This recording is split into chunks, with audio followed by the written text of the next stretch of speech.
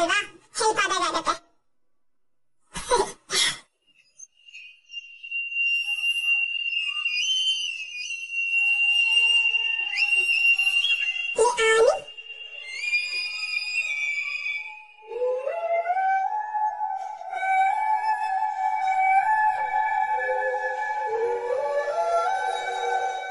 ನೋಡ್ತಾ ಇದೀರಾ, ನಿಮ್ಗಿದೆಲ್ಲ ವಿಚಿತ್ರ ಅನಿಸ್ತಾ ಇದೆಯಾ?